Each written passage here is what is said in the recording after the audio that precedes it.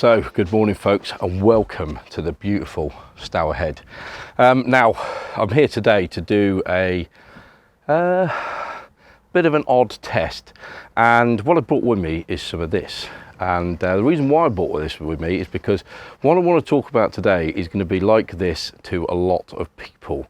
And what I mean by that is I'm going to be out today testing Rollei Infrared film. I'm going to be testing Lomochrome Purple and Lomochrome Turquoise all around Stour Head and seeing what I can catch. And now I've been waiting such a long time to have a nice, bright, sunny day to be able to do this, and now I finally got one. I've come out this morning to get this video done and get these shots taken, which I've been really looking forward to for weeks. So yeah, Marmite.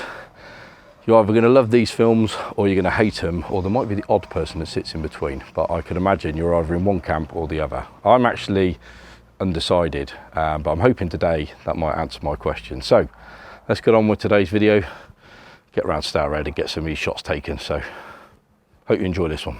I've been waiting forever, well it feels like forever, to get a day where I can actually come down here and shoot this film stock. I wanted a blue sky day, or say blue sky day, blue sky, bit of white fluffy clouds going on and plenty of sunlight to make the most of these films. And for the last sort of God knows how long, it's just been grey, wet and miserable here in the UK. So anyway, I'm so happy that when I woke up this morning, the sun was shining through the window and I knew exactly what I was going to come, and I knew exactly what I was going to do today. So let's get the camera set up. I'm going to be shooting 6x17 today on the Intrepid, and yeah, let's get on with this video and see what we can get. So what I'm going to do is probably take a couple of shots because I haven't got 3 different backs. I can't do 3 same shots in the same location. I don't really want to do 12 shots just done in the same spot. What I want to do is take 2 here, then move, take another 2, another 2, another 2, and so on and so forth until I run through them all. Because I'm not looking to really make a comparison of absolute detail and all that sort of stuff. It's more just what the film, you know, does to the landscape, how it renders it, how it looks afterwards, and we'll just go through them afterwards and see what we think. So anyway, I'm going to get set up. Let's get on with it. Right then folks, so I'm all metered in now. Well, I'm not metered in now, I'm focused in now, I should say.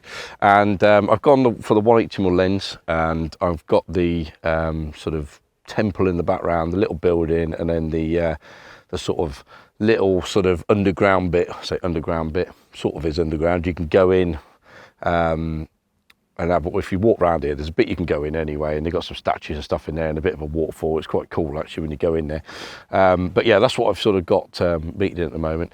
And I thought, I've never shot this before, so I'm going to start with Lomochrome Turquoise and just see how this renders this scene. So I'm going to take a couple of shots here. Now, this is a film that you can rate between 1 and 400. You can actually rate it whatever you want, but the box you know, suggests anywhere between 1 to 400. So I'm going to rate it at sort of 200 and see what results we get from it at 200. So yeah, let's get loaded up and get some shots taken.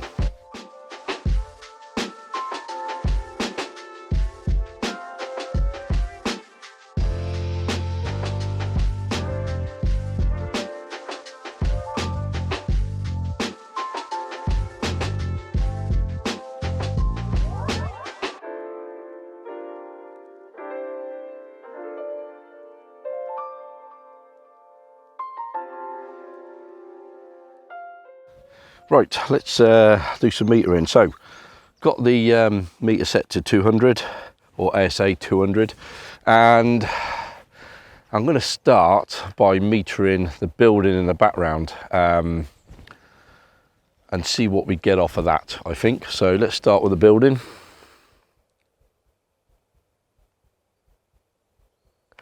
Give me an EV reading of 15, so I think what I'm going to do is put that on a sort of plus 1, I think, on the scale. Let's just check the sky. The sky is 14 2/3, and I'll just check the darker sort of areas in the tree line. They are, give me an EV of 11 1/3. Let's check a couple of other shadowy areas. 11 1/3, 11 2/3, something like that. So that puts me sort of on the scale, probably about -2 1/3. So I've got, what have I got there? 3 stops, 3 and a bit stops of dynamic range. So it's a nice sort of nice place to be, really. So let's have a look what we got then. So what I'm going to do is I'm going to go F32 and 1/3, gives me 1/30 per second. So let's just put the settings in. 30 per second, F32 and 1/3. Check the blades are shut, which they are. Always got to do your checks. Bit of a test fire, all good. Right, let's just hang that off of there.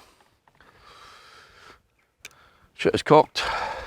Let's get this first shot taken. Fingers crossed this comes out. Here we go. That's it, first one in the bag, as easy as that, as they say. So I'm going to get that back in there. Right, let's roll on to frame number 2, which is 3 on the back of here. And I have to say that this is advancing so much better now that I've taken this sort of few bits out of here and put a bit of oil on here. It advances so much more easier, and it seems to have sort of repaired everything. So I'm so happy about that. Right, let's get this next shot taken. Check everything's right. Take the slide out. Let's get the second shot taken. That's it.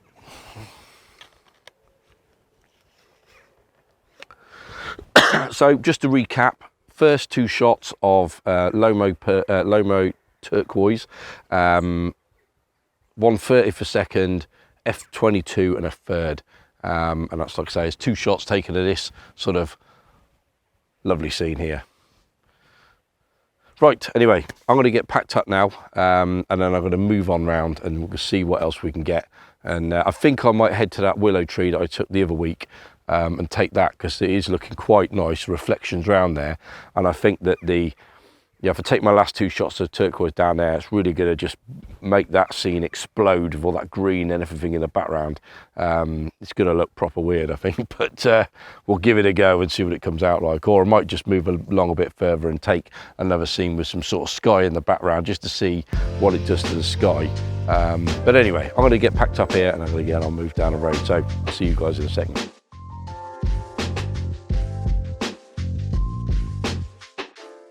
Next scene then. So what I've chosen here is my weeping willow over there, which I really like, and the reflection of it.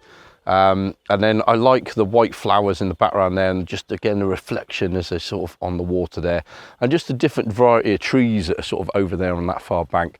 It's what really caught my eye, really. So I'm going to take my last 2 shots of Lomo Purple here. I'm hoping I have got a little bit of sky in now.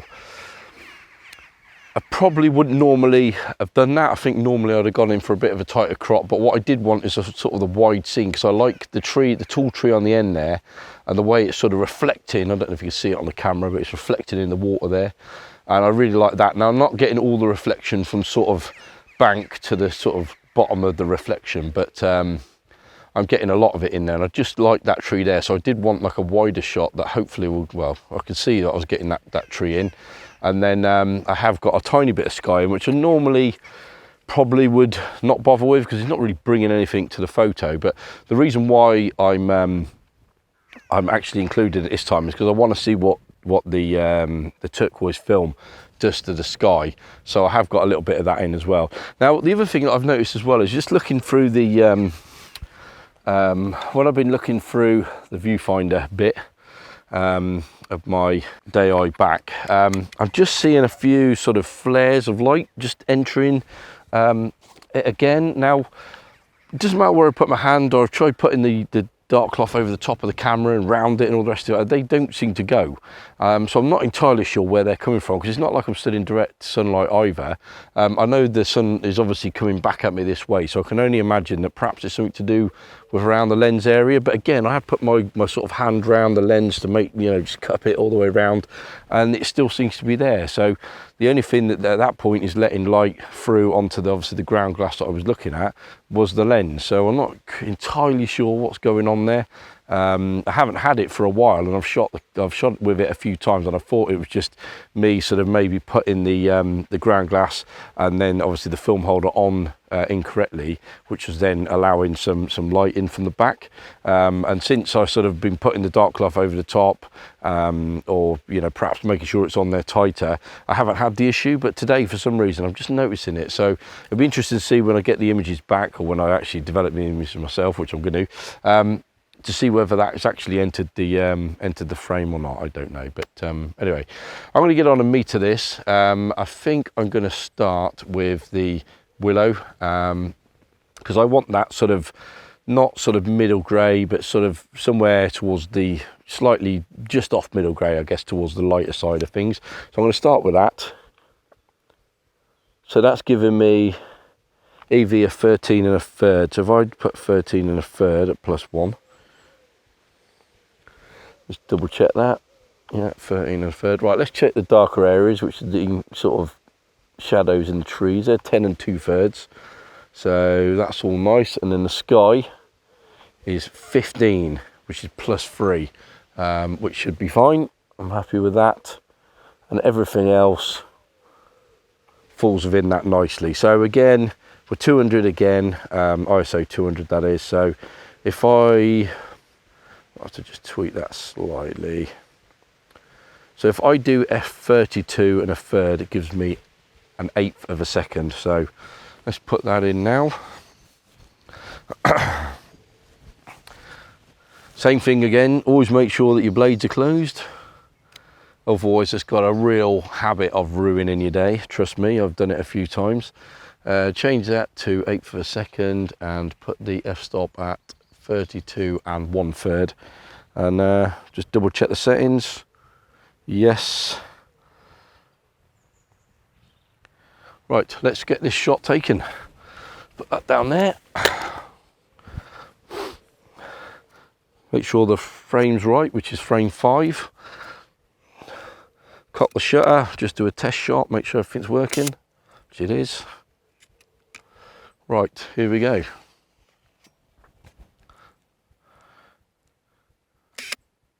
Shot number 3 in the bag. Right, I'm just going to advance on to frame number 7, which is the last frame. Right, do I keep the same settings? No, I think I'm going to change the settings on this one. I'm going to go f22 1/3, and I'm going to drop it to 15th of a second. All good. Cut the shutter. Take the slide out.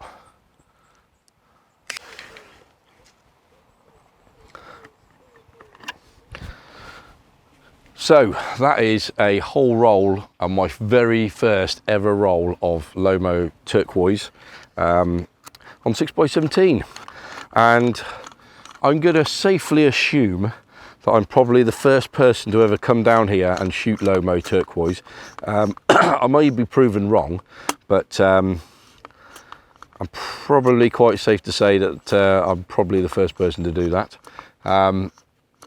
Certainly on 6x17 anyway. So anyway, right, let's get on round, and I think I'm going to put in the purple and see what sort of madness we can get with that. So that is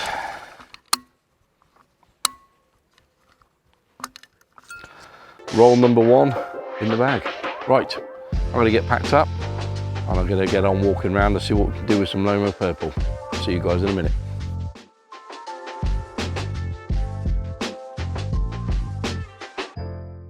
Okay, found my next shot. So what I'm loving is this tree in the background. If I just have a wander up to it, I'll sort of show you why. So I just love this tree and this branch sort of coming out from the tree. It just had some light on it a minute ago, some real soft light, and it looks really, really nice. At the moment the light is just behind it, but I'm sort of hoping it would just come back round and just sort of illuminate this tree, because it is looking really, really nice. I like the fact it's got the ferns here. Yeah, the only thing I don't like, and you may have noticed, you may not have noticed, but there is a bench up on the main path there in the background just behind this Acer. I don't really like that being there. Wish it wasn't. I don't really want like a human element in this. I know this is all planted by somebody. At the end of the day, it's not natural woodland, but I do wish that bench wasn't there. But it's what it is. So I'm interested to see how Lomochrome Purple now deals with this scene, with this tree here and the Acer. Not too sure if it's going to do anything to that colour, the sort of dark, sort of burgundy red colour there on the Acer itself. But certainly the ferns and the grasses and everything is probably going to change the colour. But it's just starting to get a tiny bit of light now on this tree, and I just really liked it. It just sort of stood out to me when I was walking along, so it stood out enough for me to get a shot. So I'm going to get loaded up now. I'm going to get focused in, then I'm going to get loaded up. We'll do a bit of metering, and then we'll get a couple of shots taken, and then move on down and see what else we can get with the Lomochrome Purple. So I'm going to get focused in. Okay, so it's time to get some metering done. I'm just sort of waiting, really. I'm hoping the light will just fall back onto the tree there. But I'm going to meter the tree and sort of put that on just sort of the darker side of sort of middle grey, really, and just see what that gives us. So the tree is reading 8 1/3. So if I just put that onto a -1 for the moment. The brighter area is sort of the grass here, which is plus, well, it's 12 2/3, which means I'm going to have to make that tree a bit darker. So I'm going to move that tree to sort of -2. What I might do actually is just come back here and just sort of see what I'm doing. So I'm obviously reading off this scale here, which is the Nick Carver sort of method. Precision method for manual metering. So what I'm doing is I'm just placing the EV readings that I'm getting through that the sensor's giving me. I'm placing them on this scale basically, and making sure that I'm within these 4 stops. Ideally I'm looking to be within 3 stops, which should be fine for this scene. So I've sort of read the tree. I'll just read it again. So yeah, it's 8 1/3, and what I mean by 8 1/3, and hopefully this will focus, but 8 1/3, so you've got 8, so these are your EV readings down the bottom. And you've got 8 1/3, 8 2/3, 9, 9 1/3, 9 2/3, 10, etc, etc, etc. And now what I've done is I've set up the 8 1/3 on -2. So if this is sort of what you would normally class as being middle grey, but sort of a mid-tone, let's put it that way, this is sort of heading towards sort of blacks, and this is heading towards lights. So I'm putting the tree at the moment just on about -2, so it's going to have some detail, just to sort of see if I can make sure I can get this grass, which is sitting on 12 1/3, within. So the 12 1/3 at the moment is sitting on +2, so that means that everything really should fall into place. The darker sort of grass on the floor there, that is an 8, which is fine. And then the Acer, the sort of real dark bit in the background there, which is going to end up in my scene. So I'm talking about the underneath the Acer there and everything. I'm not too fussed about having like loads of detail in there, but it'd be nice if it's not just completely and utterly black. It's about -3, so it's getting towards being completely black, textureless black, but it has got some detail in there. So I think I'm happy with what I've got there now. F-stop wise, I'm going to go with F22 2/3 gives me 1/4 of a second. So I'm going to put those readings in here. So just going to make sure the blades are shut. Always make sure the blades are shut.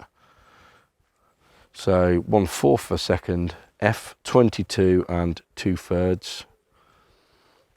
22 2/3. Just going to do a bit of a test shot. Yep, all working fine. So we're all set up right. Just so I can show you guys at home what I mean. Hopefully this will sort of focus in on this. There we go.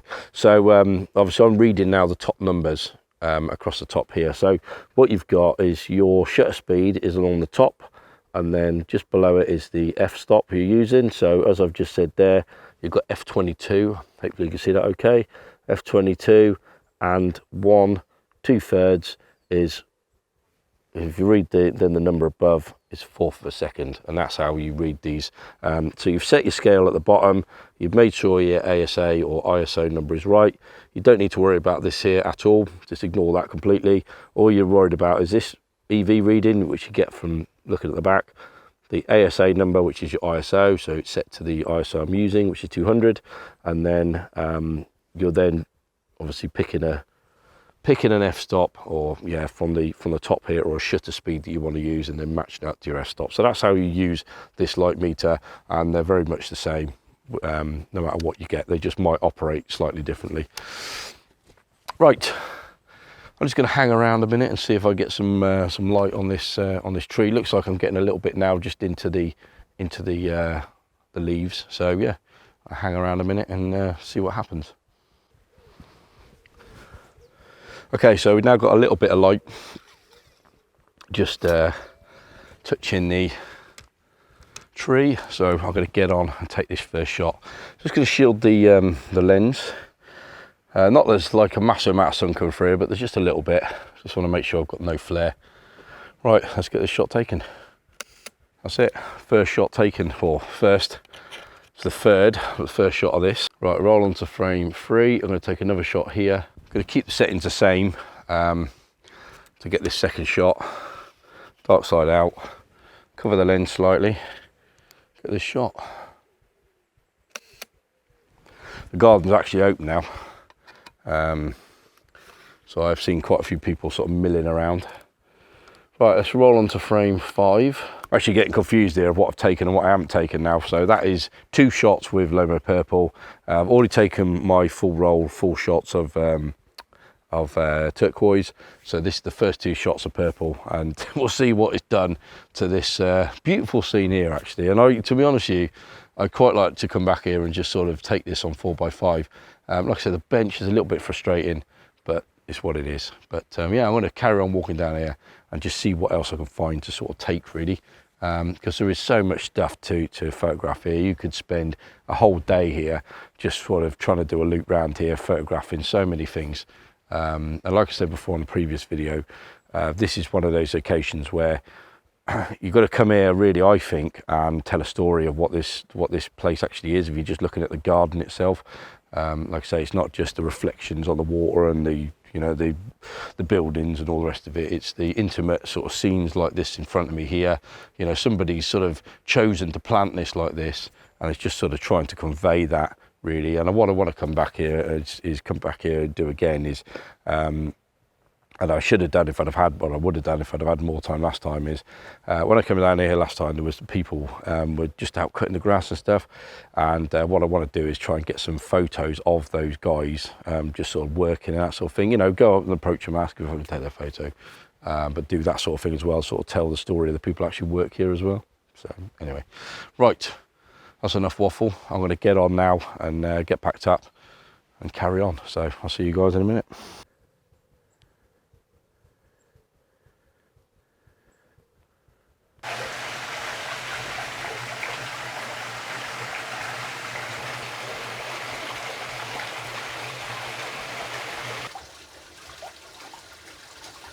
So I just want to show you this quickly for people who do ask me about sort of what lenses and stuff to use with the DI back, and why I always suggest a 150mm lens sort of upwards rather than the 135mm lens, which is what I've got on at the moment.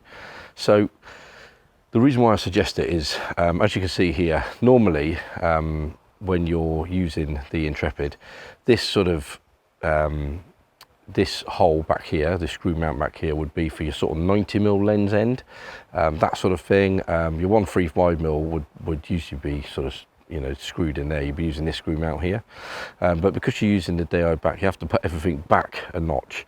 And what you find is, as you can see, I haven't got a recessed lens boards for this, but if I had one, it would make things a little bit more easier. But if you're looking to focus on infinity, the issue you've got is, as you can see down here, the screw, this is pretty much right up against the buffer now, so I can't go back any further. And as you're trying to focus on infinity, you're trying to go back further with the lens, and you can't get back any further. So that's why sometimes this 135mm lens really is on the limit the lower limit of what you can use, or the wider limit of what you can use with a day-eye back, just simply because you just don't have that room back here to get back without using a recessed lens board, which I have toyed with the idea of doing, but for the moment, you know, that's just the issue you get using this lens. Find a closer focus in distance, because your bellows are extended further out, but when you're looking for focusing on infinity, that's when you get the issue. So I'd always suggest, if you're going to get a day-eye back, go with the 150mm lens, because it'll just make your life a lot more easier when it comes to focusing on infinity. Right, so we're ready for our last 2 shots of Lomochrome Purple, and now I know I said about going around capturing the detail within here and the people and all the rest of it, but I am looking for scenes that are full of greenery and sort of blue sky and that sort of thing, just to sort of test out the film really, and what it sort of, how it renders the scene in that sort of situation. So we have got a mini shot right here, which has been shot 1,010,000 times before, and what I like is, and what I think everybody likes really, is this centre sort of oak tree here. It usually gives a nice reflection. You've got the famous sort of bridge over there that always gets shot. There's a little sort of temple-y thing, and then you've got the oak tree, or whatever that tree is in the distance there, which again gives you a nice sort of reflection just sort of down the centre between the bank and that sort of oak tree on that little island. So as you could probably see by me squinting, this sun is right up in the sky now. It's proper bright, but that's sort of what I was looking for really. I've waited so long to get this sort of this sort of scene, to be honest with you. Right, so I've already metered round, still at the same settings. We're still obviously ISO 200.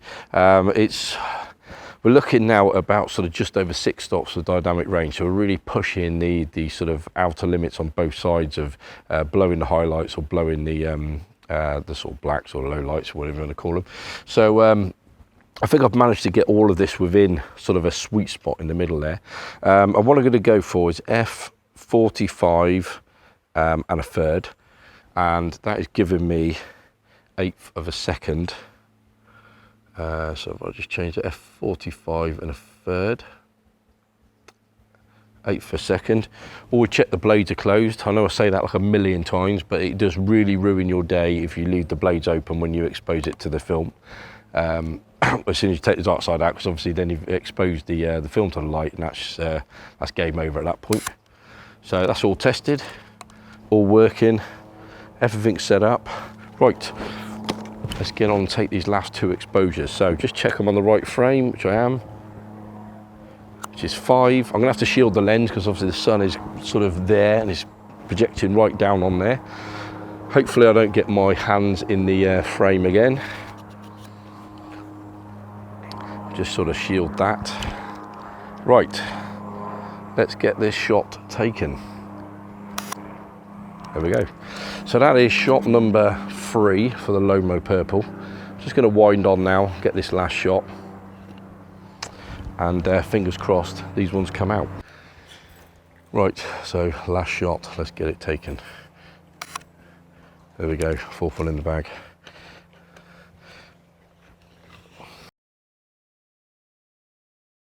So I'm just at my next location, which is just a little bit further around from where I was before. I was just up around that corner. I don't know if you can see the temple in the background there, but I was just stood on the green there, and I'm now just waking my way round to take my last 2 shots at the bridge facing back towards that, which is, like I say, where 1,010,000 shots have been taken at this place.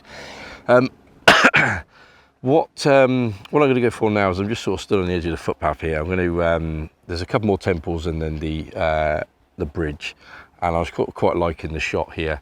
I think the light is way too harsh, if I'm honest, and again some mist and all that sort of stuff, some low light coming in, a bit of mist off the water, that sort of thing would have been the best scenario for this, but we haven't got that today, and this is not what today is about. Today is about just testing out these films and just getting everyone's views really. So I'm going to go with a 135mm lens again. I'm going to focus on the buildings in the distance there, and we'll see what we can get with infrared film. So I'm going to get on a get set up now, get metered in, and then I'll talk you through what settings I'm going for. So ready to get set up now. I'll see you guys in a sec.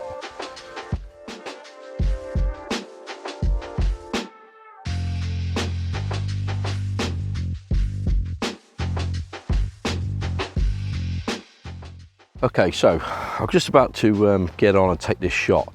But obviously for infrared film, you're gonna need one of these bad boys, which is an IR 720 filter, which goes on the front, which cuts out the light hitting your film, gives you that lovely white sort of effect on all the trees and stuff. And it does stop about 4 stops of light hitting your film. So what you need to do is account for that.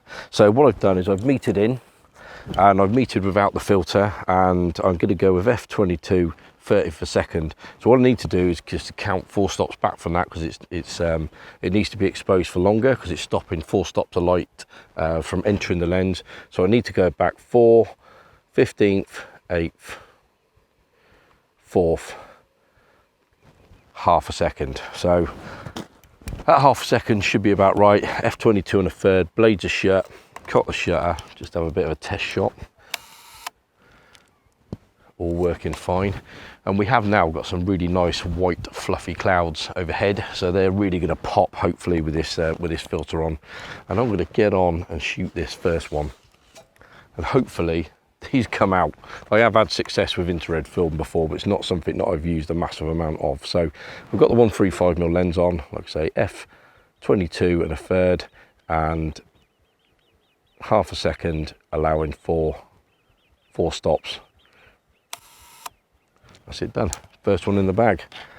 Right, I'm going to get on and shoot the second one here, and then I'm going to get round to the most. Right, so I've just had a flood of people come in, and also my battery died, so I've just had to change that over. But let's get on now and take this last shot here, and then move on. Here we go, just going to shield the lens. Shutter's cocked, same settings as before. That's it, last one from this location in the bag. 2 more shots left. Okay then folks, so this is what is known as the money shot of Starred, which is the bridge, the temple thing in the background, and just the water and usually a reflection. I've got quite a nice reflection of the bridge, or I did have a minute ago, and there is some sort of reflection of the temple as well, which could look nice, to be fair. But yeah, this is the shot that you'll see if you Google Starred. This is the one that seems to come up the most. So yeah, got to get on set up now and get these last 2 shots taken. Right then folks, so last 2 shots. I've metered in, I'm all focused in, ready to go. So the meter, obviously not reading through the filter, is giving me f22, f32 sorry, was 15th per second. So what I've done is obviously allow for 4 stops of light that's not hitting the film, and just knocked it back to 1 second exposure time. So the blades are closed because I've just checked it, already done a test shot. So I'm gonna get this shot taken. Right, here we go. Also changed to the 180mm lens as well, because I just felt that that was a better, tighter crop than the 135mm.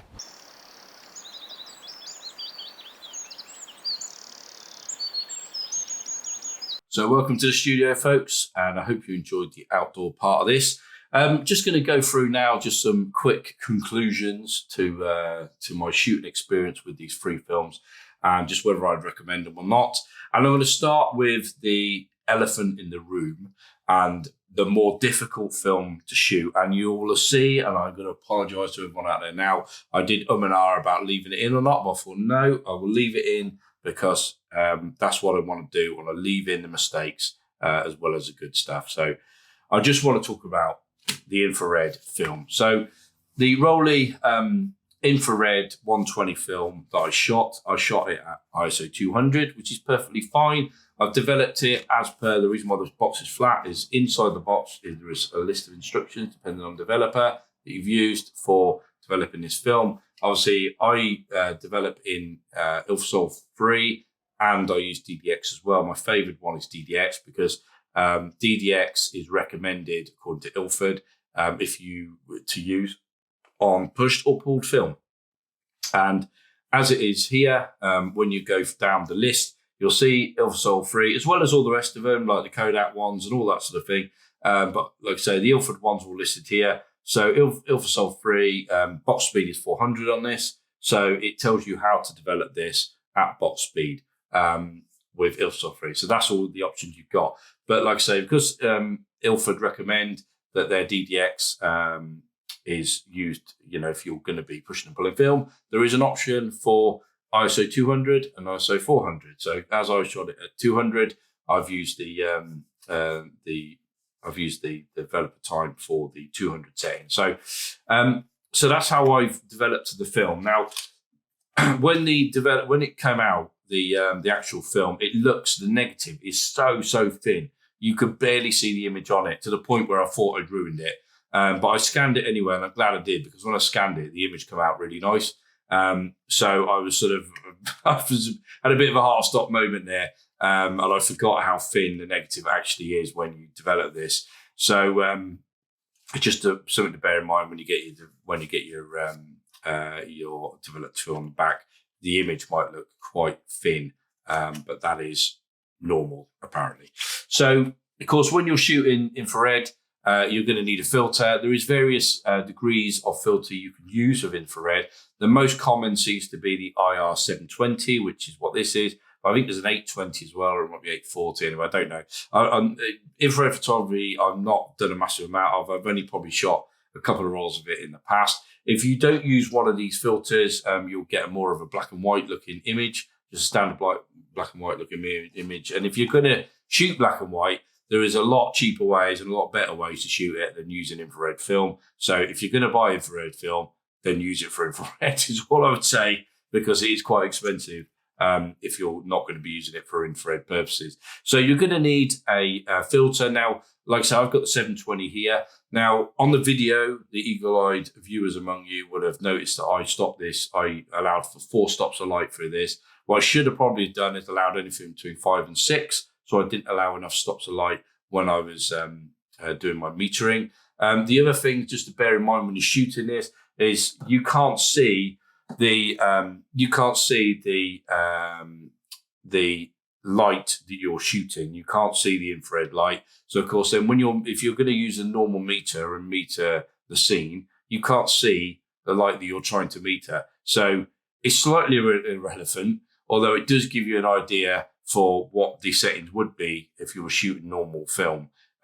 So I've used that as a guide to then obviously apply in my 4 stops as I did on the video, but I should have allowed 5 to 6 stops. Probably would have gone with 5 and done it that way. The other thing to bear in mind as well is that most people, when they shoot this film on, say, 35mm, I've got a 35mm camera, they will use the Sunny 16 rule to meter for the scene. And the reason why they do that is because the way that the infrared light, sort of enters the camera and the lens and all the rest of it, it affects the focusing basically. So the focusing is slightly different on infrared film.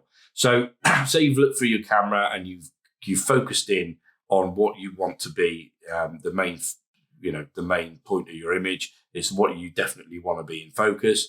You would focus on that point, and say you left it like that at f2.8, so a narrow aperture. You shot that on infrared. What you'll find is the focus point that you've nailed in on focus will actually look out of focus on your infrared image when you get it back, and that's just because the light waves react differently than normal light waves. So it's just something to bear in mind. So that's what you see if you look around on the internet. You'll see a lot of people will use the Sunny 16 rule, so a narrow aperture to make sure they get a longer depth of field, so that what they're focused in at, when that focus plane shifts slightly, what will happen is because they've used X16, then the chance of that still being in focus is quite high. So that's why you'll see people using the Sunny 16 rule. And obviously the other reason for using the Sunny 16 rule is because this film is better suited for summer. You can shoot it in the winter, but summer, where there's loads of leaves on the tree, you've got bright blue skies in the middle of the day with white fluffy clouds, is where this film absolutely shines. So of course the Sunny 16 rule fits in with that sort of scenario quite well. So that's why people use that. So definitely a learning curve for me, and I will definitely be doing a lot more of this. I really enjoyed this film stock. I really love shooting infrared. I've never done in the past. I always used to hate infrared images, but now I'm actually really liking it. I really like the technical side of this, just a slightly different sort of technical nature to this than shooting standard film.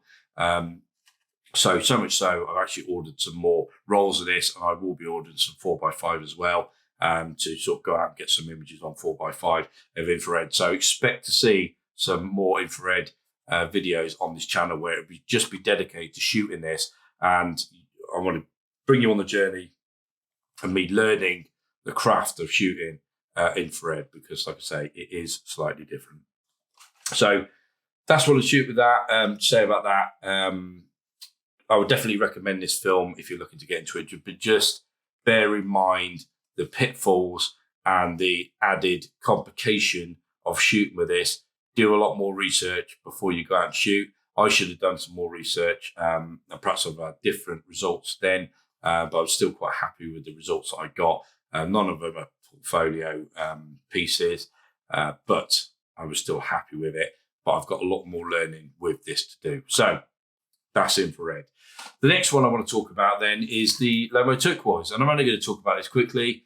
Don't like it. that's it really. I just don't like this film. I don't like the way it renders the colours. I think the greens are quite dark. Perhaps it's because I didn't like the actual compositions I chose for this. The first composition of the lake and stuff was fine, but the second one of the willow tree was absolutely rubbish, and I don't know, why I chose that one, because it didn't work the last time I shot it. So why I thought it would work again, God only knows. But I think it was more so that I was just wanting to test this film, and I liked the reflection of the willow tree and that. But this film stock didn't suit that scene. Maybe the infrared might have been a better choice, or the Lomochrome Purple, but for this one, those two images in my mind are just rubbish. So this film, I probably won't try again. It's quite an expensive film as well. To just sort of have a play with, it's quite expensive. So yeah, I don't think that I'll be using turquoise again, or maybe if there's a certain scenario, perhaps that I'm feeling a bit out there that I want to shoot this, perhaps I might, but yeah, I don't think I'll be shooting this one again. So, me personally, I wouldn't recommend this film, just because I just don't like the results you get off that. So that's turquoise. Then the last one I shot was obviously the Lomochrome Purple. Now, you guys have seen me shoot this before. If you watched my Glastonbury video, I shot a roll of 35 with this, and I absolutely love it. I can't. I just like the purple color on the scene. I just like the way it renders stuff. It's quite an expensive film. It's sort of the same sort of price as Lomochrome Turquoise. But I just like the way that the images come back. In fact, my favourite images from this whole video was the one that I took of the tree with the park bench in the background, which I didn't like. You can't really see the park bench in the end with this, I don't think. But I just really like this film stock. I wouldn't shoot it all the time, and I would definitely just restrict it to certain environments. I think it definitely better suits like a quirky environment, say a festival or something like that. It definitely fits in with that vibe. But it's not to say that you can't shoot it anywhere. But just for me personally, would I take it back to Stourhead again? Probably not. But would I take it to another festival or county show or something like that? Then yeah, of course I would. I really like the images from Glastonbury. And I did like the images from Stourhead, but I just don't think that this sort of fits that vibe of the sort of Stourhead vibe, National Trust vibe. But yeah, I could definitely recommend this film. Really easy to shoot. Both of these were really easy to develop in just standard C41 chemicals, following the standard process. If you're using Cine Still, then just following the standard instructions. And the images come out really nice. So I can't fault this one at all, really. Great film stock. Definitely recommend it if you're feeling in a sort of unusual vibe, or you want something slightly different out your images, then yeah, Lomochrome Purple, definitely. I just want to talk about with the Lomochrome Turquoise, you'd have noticed that there was a couple of light leaks, and you've seen me talk about it on the video, where when I was looking for the ground glass at the image, I could see some lights creeping in from the top again. I'm not quite sure where I'm getting that. I didn't get it when I shot purple. I didn't get it when I shot the infrared. But for some reason, on the turquoise, I got it. Now, it's nothing to do with the film stock. It's definitely something to do with the camera or something's going on there. I just can't quite get to the bottom of what it is. But I made sure that everything was tight when it was on there. So there is some light leaks in those shots, which is just really, really frustrating. And I hate it when I get that because I can't seem to quite identify what it is that's causing it.